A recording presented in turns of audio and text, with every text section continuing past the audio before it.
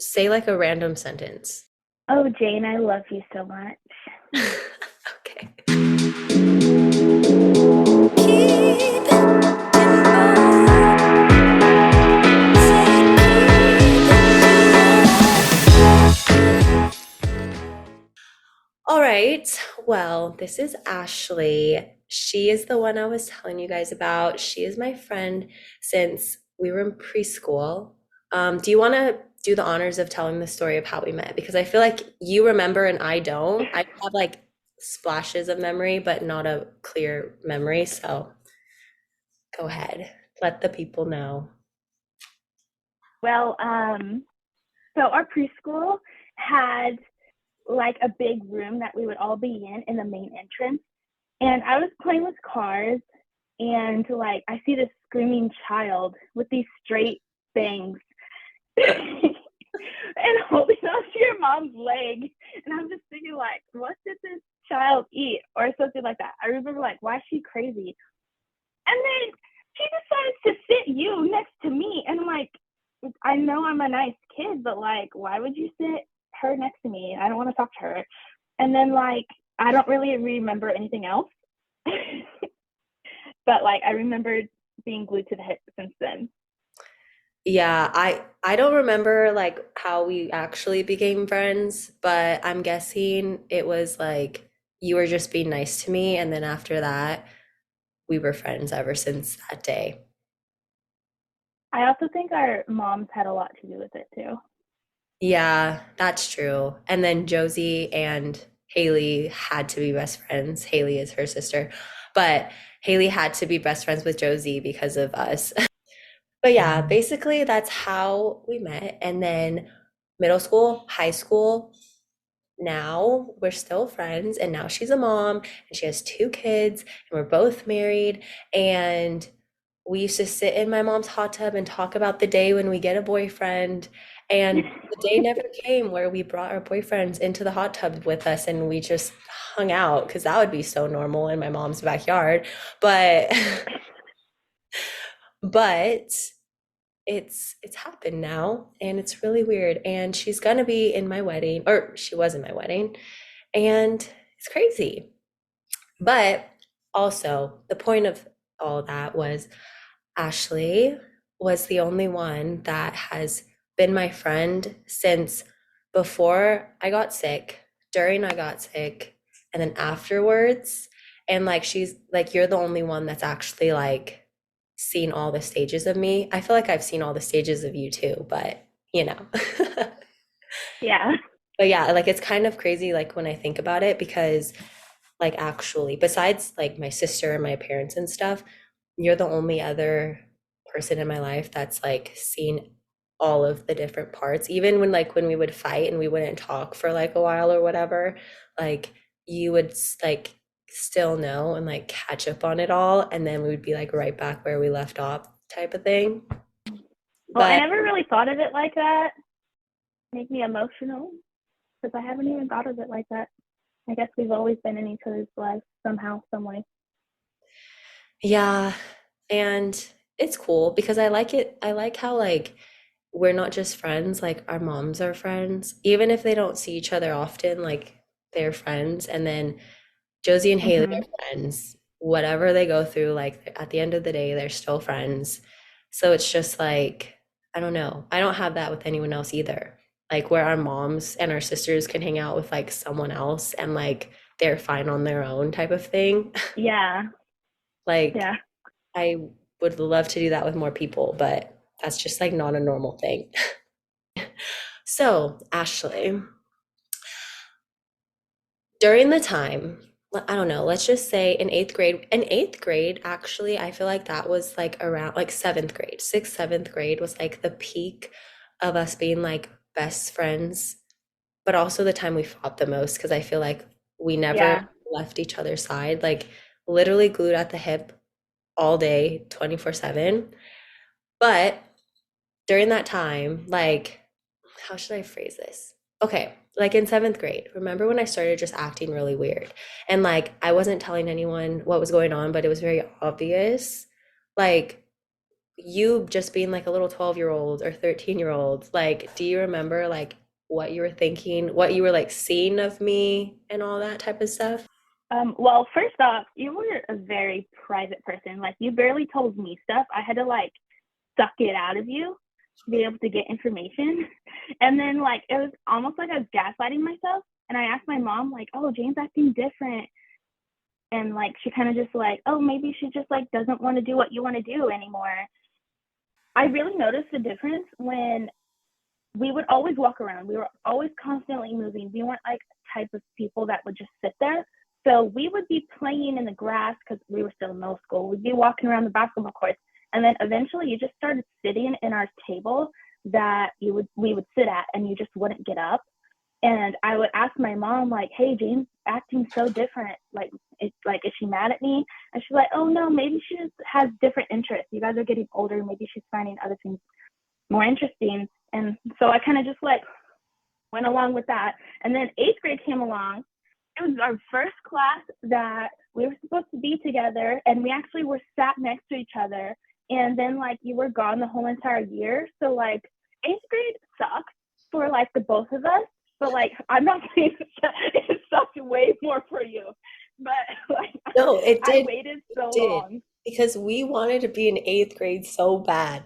I remember that. Like we were in seventh grade, we Yeah, were like, we're finally gonna be the eighth graders because the eighth graders were always so mean and like they were they so were. much older than us. So it was like we're finally gonna be like the oldest kids here and we can do whatever we want. And then eighth grade comes and we're just like not together anymore for the first time. That was like the first time in since elementary school. Yeah. But I kind of remember like when I guess when your mom was saying like, oh, maybe we have different interests and stuff. That was like the time I wanted to quit Girl Scouts. And I Yeah. remember you were just like, you didn't want me to quit. But I'm like, no, I don't want to do it. And I really do feel like part of it was, yeah, I didn't really want to do it anymore because like the group that we had was so good and then it was like falling apart. So like that was partially why, but like the other part was I just didn't feel good to like I didn't want to do anything. So I'm like I'm not gonna go and do all this stuff because it kind of was a lot of work like part of the year to be a Girl Scout. Like who would think? It was. Yeah, Yeah. like most of the year, like you're doing a lot of stuff, especially when you were older. And so I'm just like, yeah, I'm not doing all that anymore. And I feel like I didn't say why I didn't want to do it. I was just like, yeah, I'm not doing that. And we've been doing it for like 10 years at that point. So it was like I feel like you were frustrated with me and then I was frustrated with you because you didn't get it, but I also didn't tell you. So it's like, Dane, I didn't even know you were frustrated with me. no, You never told me that. no, I don't remember. Like I'm guessing that I probably was because I remember that you didn't want me to quit. Like you wanted me to stay in it because like we were like one of the last people to stay in our thing. And I was just like, no, I don't want to. And so then you like quit shortly after, didn't you? It's because there was leader drama with our friend's parents. Okay, this is like totally off topic, but if anyone is in Girl Scouts or they want to put their kids in Girl Scouts, highly recommend that you get like a small group of mom friends and you like take turns like being the group like leader or whatever they're called because it's a lot of work to be at the mom, but like all of our moms switched off and everyone was a new leader or they like helped each other out throughout the year. And literally, it was just our school friends got to hang out outside of school and go on trips together and go to like little things together. And it was so fun growing up, like what, preschool? No, kindergarten, right? Daisy's all the way to like eighth grade, seventh grade. Yeah, like those were like solid friends till we got to high school. But Yeah, like, until we got out of high school. but it could have kept going, but like everyone kind of like did their own thing. But seriously, that is something you should do with your daughters. It's the best. And Ashley has two kids. She's like, yeah, fuck that. She's like, fuck being a Girl Scout mom. But yeah, I don't remember if I was frustrated, but I mean, you were probably frustrated with me. I was really mad at you, honestly. Yeah, I feel like that was like the start of the downfall. The start Yeah, of but then once I realized once I realized how sick you were, like everything kind of just pivoted. Cause like the first time you were admitted and I went to go see you, like I was so mad because your dad was there, your mom was there, my mom was there, and Haley was there, and you were just like in your bed, and my mom kept rubbing your feet for some reason. And like you and I were always like super quiet. We never like we weren't extroverts when we were little. So like I didn't talk in front of your parents. Like we would always like hang out by ourselves and talk. So like I couldn't even like talk to you. It was just like super weird. And then like everything changed after that. Yeah, and I also feel like my parents were very protective over me during that time and they wouldn't leave me like with anyone. Like my sister couldn't even be in the room alone with me. I don't remember any time Josie was just with me by myself and like that's just Josie. Like it was, yeah. But I also feel like I blacked out a lot of that time. I don't really remember. Like I don't remember you visiting me. I don't really remember anything. Like I remember like a couple things, but that's it. So it's like weird. You seemed really out of it. Yeah, I was probably drugged up most of the time. Yeah. You were pretty bloated too. So my mom didn't let me get too close. She didn't let me get to you like that. Yeah, I didn't want anyone to see me like that. And then my stalker at the time, do you remember him? Yes. And his like mom showed up with like a What? card. Yeah, his mom showed up with the card. And he like had like the class sign it, but she said like it was from him, it was his idea. Oh, I remember that. I remember, yeah. And I'm just like, why? Why would you do this to me? Oh, and then you know how you like said that we were fighting a lot in middle school? That fighting was different than FFA fighting. I swear, I thought we were going to get physical at the pig barn. Like, I thought we were not going to be friends anymore after that. Well, okay, I feel like that's the problem that can happen when you're friends with someone since basically birth and they're like your sister, but they're not your sister, and then like you have a different home life and then like you just grow up differently even though it's the same. You know what I mean? Yeah. But it's okay. Point of it all is we grew up as sisters and we fought like sisters slash a married couple that got a separation and then we decided we want to be together again. That was our relationship. Yeah. Yeah. And then like okay, when was it? It was like 2018. You were getting married and right when you were getting married I got sick again. And that was the first time I got sick, like since. And I got sick right when you were getting married. And I remember you sent me a text when I was in the hospital. You're like, hey, my bridal shower is this weekend. I'm like, dude, I'm literally in the hospital. Like, there's no way I'm coming to your bridal shower. And I felt so bad because obviously I was like one of your maid of honors. And I'm like, sorry, I can't help with anything, but I'm there in spirit. And I felt so bad. But because I feel like I didn't experience anything of your wedding except for the day of. And then on that day, I just cried the whole time. And I was just You like, cried? do you not remember my speech? No, yes, I remember your speech, but like at your wedding, I'm like, why can't I can't stop crying. Like I keep crying. I'm like, did she cry? I don't remember. I felt weird for crying like uncontrollably. No, yeah, I kept crying because I'm just like, I'm so happy. And then your mom, and I was just like a mix Mm. of emotions. And I also felt funny too because like I was like the only person there with like a lot of tattoos and I chose to wear a dress that showed my stomach. I don't know why I did that, but I did that. You looked good. And then I go up there and I have to talk in front of his whole family, your family, and I'm literally like, so I've known Ashley since and like cried for the rest of the and I saw pictures of me and I was like, I looked like that for probably 3 minutes in front of people. That's scary. That's actually scary, but I didn't know you felt bad for not going to my bridal shower because I was more thinking like oh, I should go see her, but I can't go see her because I don't know. I still have this feeling that you're really private about everything still. So like even just recently when I asked you about your little flare up, like I felt like I was like invading your privacy. So I like try not to ask. But like obviously if you're doing this podcast, you're not that private anymore. So I should just ask you.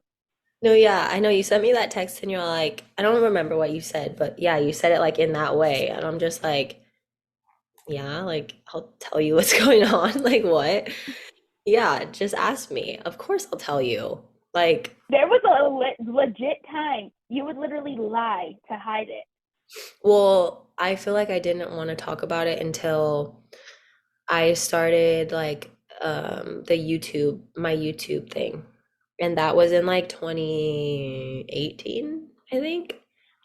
And then after that, I'm just like, yeah, like I want to talk about it. I'm ready to talk about it. But before that, yeah, like if someone asked me like if something like was wrong with me, I'd be like, no. Like I'm completely healthy. Nothing at all. Which I don't know why I was embarrassed, but I was.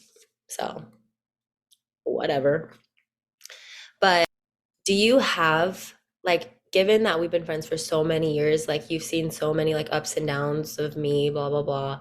Like what advice would you give to a friend of someone that's is in school with them and they got sick and they're like best friends?